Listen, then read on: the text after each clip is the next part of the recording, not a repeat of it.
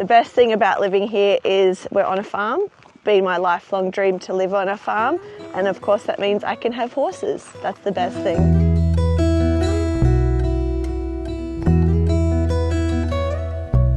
The biggest difference between living here to the Gold Coast is everyone knows us and we know a whole lot of people. On the Gold Coast, even though I grew up there and lived there for 30 years, I never ran into people that I knew, like when I'd go to the shops, but here, every time you go into town, you see, half a dozen people that you know, and you stop and chat and say hello. And so doing the groceries takes about 3 times as long because you have to stop and chat and say hello to everyone. But I like that.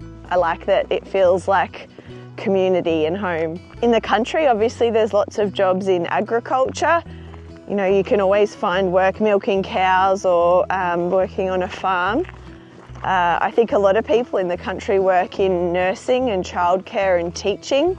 Those are really popular occupations and essential roles. As I'm editing this video, I realised I should probably tell you something that I used to do. I used to be a hoof trimmer for cattle. I used to do this. Got a 2-ton weight from my hairline to my backbone, and it's dragging me around, but I don't listen.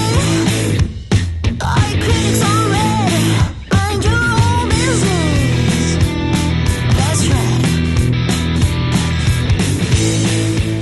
So yeah, some of the jobs in the country are a bit different. I've noticed that in the country, lots of people have side hustles as well. Like, I think you might, say, be in a family farm situation but have a hobby or a side hustle that you earn money from as well and supplements your income, and that seems pretty popular in the country, side hustles. For instance, all the people that do the Kahuna market, lots of those people have full-time jobs or farms, and the market business is their side hustle.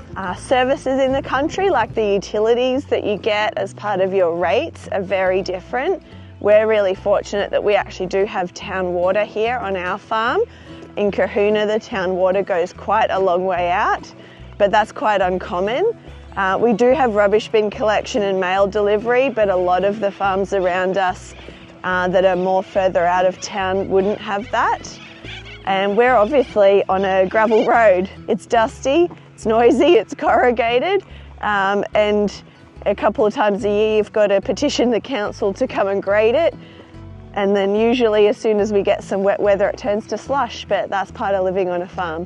When we lived on the Gold Coast, we had within about a 2-minute drive from us a whole range of takeaway options. There was that fancy pizza that we used to get, Pizza Capers, 2 minutes down the road, Baskin Robbins ice cream just around the corner. There was Thai, there was Chinese, there were cafes. For us here, if we wanted to get a pizza takeaway, the best pizza is actually at the Max Midtown service station. That's the most reliable takeaway. There's no fast food like McDonald's or KFC. And for a nice dinner out, you go to the Bower Tavern. That's it. Another difference about living on a farm is what I wear, obviously. When Shane and I first got together, it was all Gucci stilettos and mini skirts and makeup. Now my work uniform or my day uniform is Ariat, anything Ariat. And don't leave the house without sunscreen, sunglasses and a hat. And fly repellent always in summer. The air smells different in the country and I love it. For instance, we got back from Canberra yesterday and we took the dogs for a walk and all I could smell was cow shit and the neighbour's dairy, and I love it. It's just like we're home. It smells clean and fresh and outdoorsy. There's no pollution. It's fabulous. Our move to Kahuna, our big tree change, was prompted by a weekend away. We came down to Kahuna to visit my sister just for a couple of days. And I had a feeling I'd love it down here because I used to love my grandparents' farm, but didn't know that Shane would like it quite so much. And we came down here, we both loved it.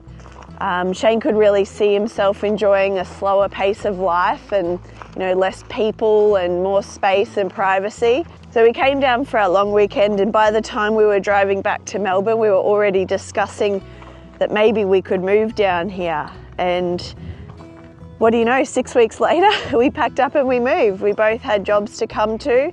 We'd done a budget because I'm the accountant of the family and had to make sure that it made sense financially. And we moved here 6 weeks later, never looked back.